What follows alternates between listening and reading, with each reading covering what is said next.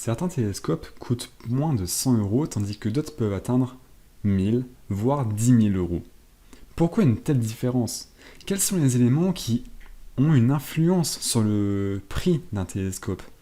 Comment définir un budget pour le télescope dont vous avez envie? Bonjour à toutes et à tous, bienvenue dans cette vidéo. Je vais répondre très rapidement à ces questions pour vous aider justement à définir un budget pour le télescope que vous souhaitez acheter. Alors tout d'abord, il faut définir le rôle que jouera votre télescope. Pourquoi vous voulez acheter un télescope? Est-ce que c'est pour regarder la Lune et les planètes, ou est-ce que c'est pour voir plus loin et pour regarder le ciel profond? C'est une question qu'il faut vous poser parce que d'un cas à l'autre, vous n'aurez pas besoin du même type d'appareil et donc là le budget peut sacrément varier. On le voit ici, avec un télescope qui coûte moins de 100 euros. Et ici, un télescope qui coûte plus de 1000 euros. Quelles sont les différences? Pourquoi une telle différence? Eh bien, c'est tout simple. La différence s'explique à cause des performances de l'appareil. Si je retourne sur le moins cher, ici, on a un appareil qui a 70 mm de diamètre. Le diamètre, c'est l'ouverture. C'est ce qui permet au télescope de récolter de la luminosité pour avoir une image claire, nette, précise, et pour distinguer des objets plus lointains, plus sombres et plus petits. Des objets lointains, sombres et petits, il y en a quelques-uns dans l'univers. Donc, pour un télescope, il y a besoin d'une ouverture la plus élevée possible. Et donc 70 mm de diamètre, et ici 400 mm de focale, c'est la longueur du tube. La longueur du tube qui permet plus ou moins de zoomer, on va dire, de grossir l'image pour voir des détails. Donc ici, 70, 400 pour le moins cher. Le plus cher, on est à 304, 1500. Un diamètre de 304 mm. Ça fait plus de 30 cm. Ça se voit pas ici, on dirait un petit truc. Mais non, ça se pose pas sur une table, ça. C'est vraiment un gros appareil, du coup de 30 cm de large et de 150 cm de long. C'est quand même un sacré truc, qui est donc beaucoup plus puissant que celui-ci. Le Dobson ProDub, on voit ici une image. Alors bon, c'est pas très clair encore, mais on voit que c'est quand même quelque chose d'assez haut déjà, qui prend de la place et qui est assez compliqué à transporter, puisque c'est écrit plus bas dans la fiche du produit. Le poids total est de 33 kg. C'est énorme. Ici, on n'a pas le prix total de cet appareil, mais à mon avis, il pèse 5 kg, peut-être moins. Mais voilà, il est très léger. C'est un télescope pour les enfants. On le voit avec ce sac d'ailleurs, destiné aux enfants, aux débutants, qui permet uniquement de voir la Lune et les planètes, et encore pas de manière très précise, très nette, et très détaillée non plus.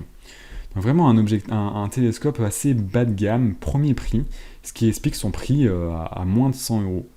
Ici, au contraire, nous avons un télescope vraiment qualitatif, qui permet d'avoir des images très précises, très nettes, très détaillé, qui permet de voir loin dans le ciel, qui permet de voir des galaxies, des nébuleuses, les Pléiades, tout ce que vous voulez. Vous pourrez voir un petit peu le bout du monde presque avec ce télescope.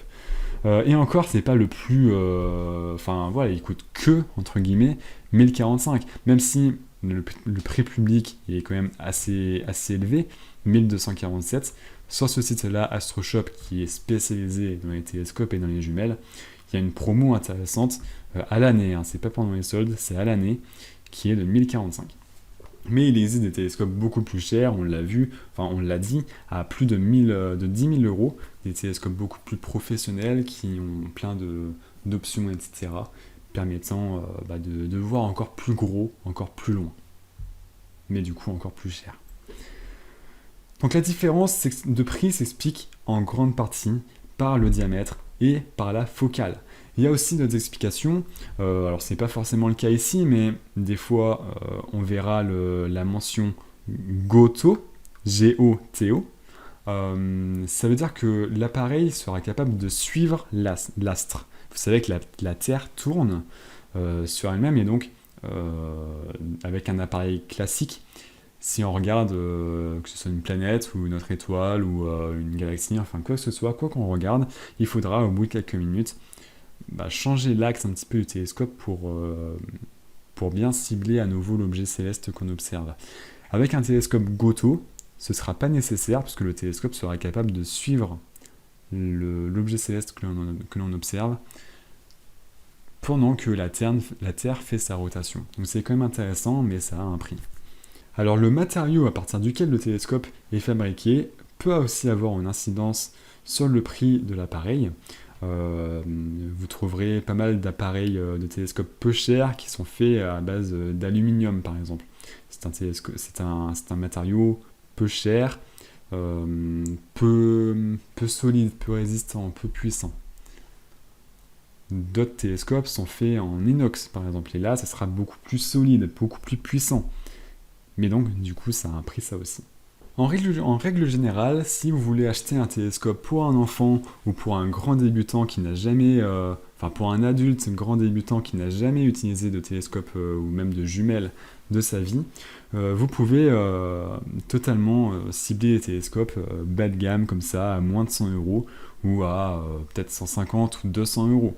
Voilà, tout ce qui est même à moins de 400 euros ce sont les télescopes assez standards, assez simples à utiliser pas très puissant, mais certains modèles sont quand même intéressants. Donc voilà, pour les enfants et les adultes débutants, misez sur un télescope à moins de 400 euros. Si vous êtes un adulte qui a un bon niveau, sans être professionnel, mais qui a un bon niveau, qui a déjà utilisé un télescope, voilà, qui sait un petit peu comment s'en servir, etc.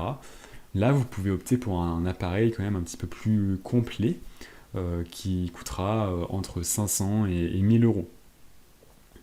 Et après, si vraiment vous voulez un appareil très, très complexe, très puissant, et bien là, comme celui-ci, il faudra compter au moins 1000 euros. Et je vous mets dans la description le lien de mon article de blog dans lequel je parle en détail du prix d'un télescope. Vous connaîtrez d'autres informations intéressantes concernant le prix d'un télescope et ça pourra vous aider je pense. N'hésitez pas à mettre en commentaire que ce soit une question, un conseil, etc. Et vous pouvez toujours faire un tour sur le site, il y a plein de comparatifs, des avis produits, des conseils. Faire un tour aussi sur la chaîne YouTube, là aussi il y aura un petit peu tout ça mais en version parlée. Et n'hésitez pas à donner un avis positif et à vous abonner.